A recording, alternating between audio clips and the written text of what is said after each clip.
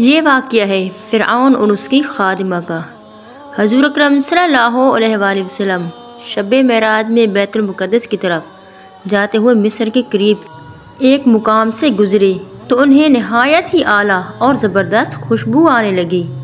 آپ صلی اللہ علیہ وآلہ وسلم نے حضرت جبرائیل علیہ السلام سے پوچھا کہ یہ خوشبو کیسی ہے؟ جواب ملا کہ فرعون کی بیٹی باندی مشاہدہ اور اس کی اولاد کی قبر سے آ رہی ہے۔ حضرت جبرائیل علیہ السلام نے اس کا قصہ بیان کیا کہ مشاہدہ فرعون کی بیٹی کی خادمہ تھی اور وہ خفیہ طور پر اسلام لا چکی تھی۔ ایک دن فرعون کی لڑکی کو کنگھی کرتے ہوئے اس کے ہاتھ سے اتفاقاً کنگھی گر پڑی۔ وہ اٹھانے لگی تو اس کی زبان سے بے ساختہ بسم اللہ نکل گیا۔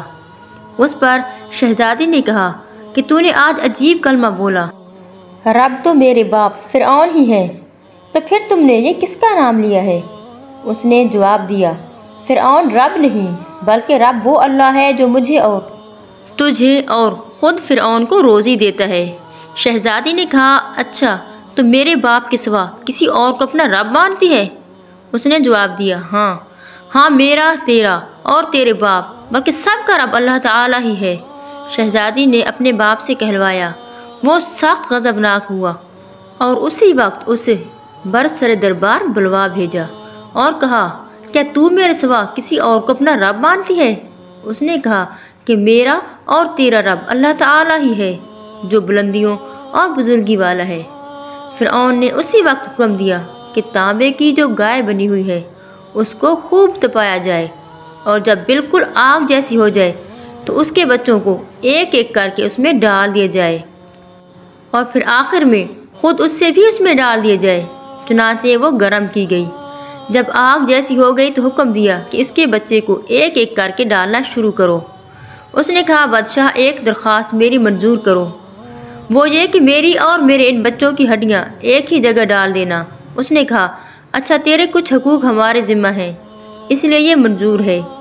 اس کی دونوں بچیاں اس کی آنکھوں کے سامنے اس میں ڈال دی گئیں اور وہ فوراً جل کر راکھ ہو گئے۔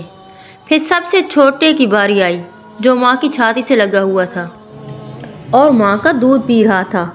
فرعون کے سپاہیوں نے اسے گھسیٹا تو اس نیک بندی کی آنکھوں تلے اندھیرا چھا گیا۔ اللہ تعالیٰ نے اس بچے کو اسی وقت زبان دے دی اور اس نے با آواز بلند کہا، اماں جان افسوس نہ کر، اماں جان ذرا بھی پیش و پیش نہ کرو، حق پر جان دینا ہی سب سے بڑی نیکی ہے۔ چنانچہ انہیں صبر آ گیا، اس بچے کو بھی آگ میں ڈال دیا اور آخر میں ان کی ماں کو بھی اس آگ میں جلا دیا۔ یہ خوشبو کی مہکیں اس جنتی کے محل سے آ رہی ہیں۔